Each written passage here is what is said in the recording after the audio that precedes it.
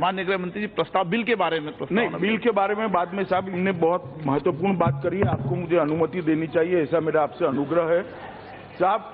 इन्होंने क्लैरिफिकेशन पूछा है, मैं क्लैरिफिकेशन में एक क्लैरिफिकेशन पूछता हूं कि उन्होंने कहा है कि जम्मू कश्मीर का मामला यूएन में पेंडिंग है और यूनाइटेड नेशन की परमिशन के बगैर मैं कहा ऐसे ये बिल लेकर कैसे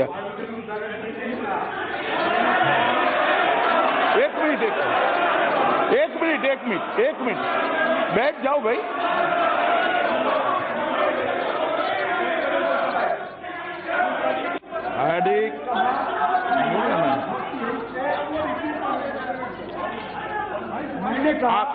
आप एक बोल लेना। नहीं, हम क्लैरिफिकेशन चाहते हैं। चेयर पे नो कोई डिस्टर्बेंस। माननीय गृह मंत्री जी, रिक्वेस्ट है कि बहुत महत्वपूर्ण है और मैं संसद के पटल पर बोलूंगा तो रिकॉर्ड पर जाएगा। मेरा इनसे निवेदन है, कृपया वो रिपीट कर दे कि वो क्या कहना चाहते हैं। भले 2 मिनट सदन का व्यय हो साहब, ये बहुत जरूरी है, ये जरा रिपीट कर दे। सर बड़ी खुशी है सर, अमित शाह जी, बड़ी खुशी। मेरा ये जानना, मैं शंका में हूं क्योंकि आप कहते ये इंटरनल मैटर है, हो गया। आपने एक स्टेट को मतलब बाइफर्केशन कर दिया, हो गया।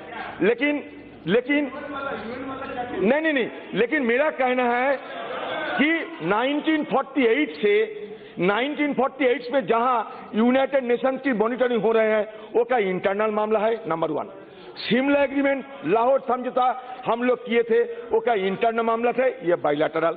कुछ दिन पहले जयशंकर जी पोम्पियो जी को कहा कि ये हमारा बायलैटरल मामला है, आप इसमें दखल अंदाज मत करो। तो फिर उसके बाद भी क्या जम्मू कश्मीर इंटरनल मामला हो सकता है? ये तरह तरह की बात है, आपने सबको धारियां उड़ा के हमें समझना चाहिए। हम तो जानना चाहते हैं। अरे आप गलत कर रहे हैं, आप लोग मुझे गलत समझ रहे हैं, आपको गलतफहमी हो रहे हैं। I want to be enlightened by you. I want the entire Congress party want to be enlightened by you. It is a fundamental question. I want to be enlightened. गलतफहमी मत करिए। आप ऐसा माहौल मत बनाइए कि कांग्रेस देश की हित नहीं चाहते, ऐसा माहौल मत फैलाइए। नहीं, कभी नहीं।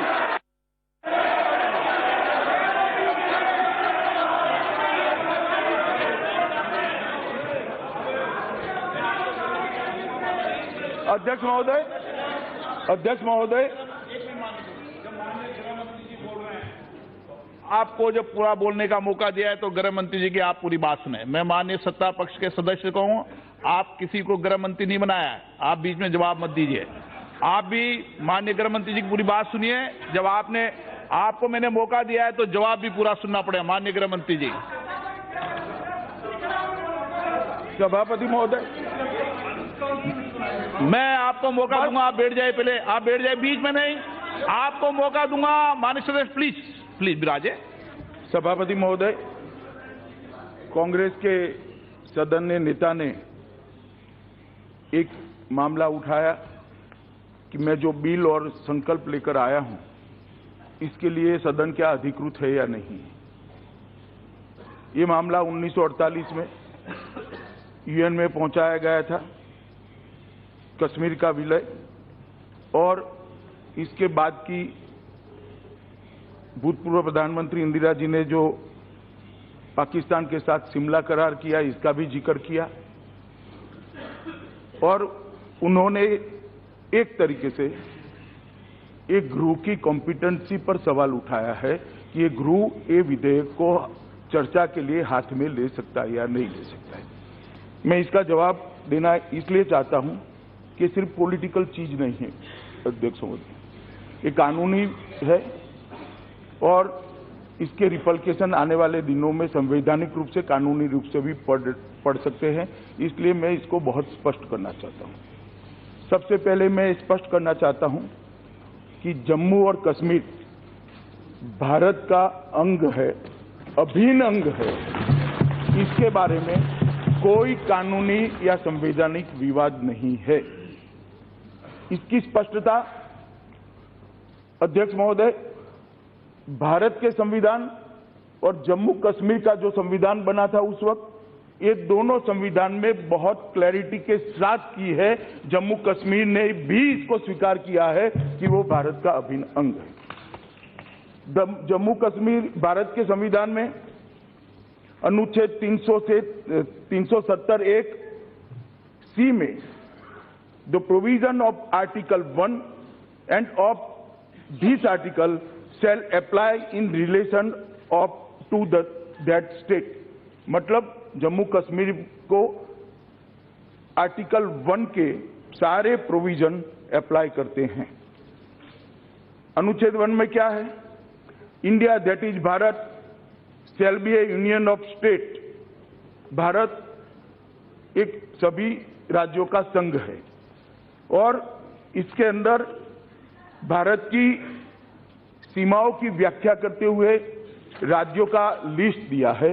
उसमें 15वें नंबर पर जम्मू एंड कश्मीर स्टेट इसका उल्लेख है।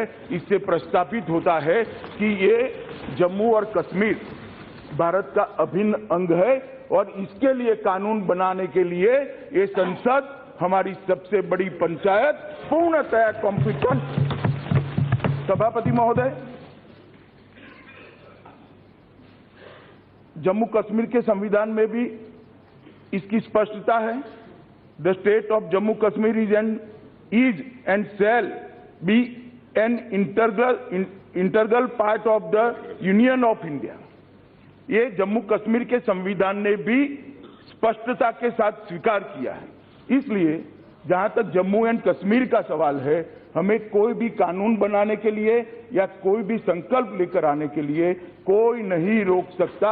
इस देश की संसद को संपूर्ण अधिकार है और ये अधिकार के तहत कैबिनेट की अनुशंसा पर राष्ट्रपति महोदय की मंजूरी से एक काम दोनों चीजें मैं लेकर यहां पर उपस्थित हुआ हूं। बालू साहब को कुछ कहना? माननीय अधीर रंजन जी, प्लीज आप लास्ट में सर जवाब सुन लेना। जब मैं जम्मू और कश्मीर बोलता हूं तो पीओ को इसके अंदर ही आता है। एक सेकंड भाई, सुनिए तो आप मुझे बोलने नहीं देंगे। आप मैं स्पष्ट करता हूं। माननीय मंत्री जी प्लीज। मैं जब जम्मू एंड कश्मीर बोलता हूं, माननीय सदस्य, इसलिए एग्रेसिव हूं कि जम्मू एंड कश्मीर के पीएको को आप भारत का हिस्सा नहीं मानते हो क्या? एग्रेसिव ना हो, जान दे देंगे इसके लिए। क्या बात कर रहे हो आप? एग्रेसिव होने की क्या बात कर रहे हो? जान दे देंगे इसके लिए।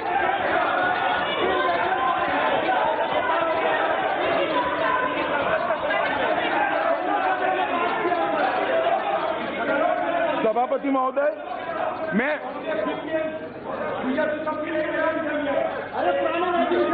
अधीर रंजन जी बैठ जाओ भाई, बैठ जाओ। माननीय सर प्लीज।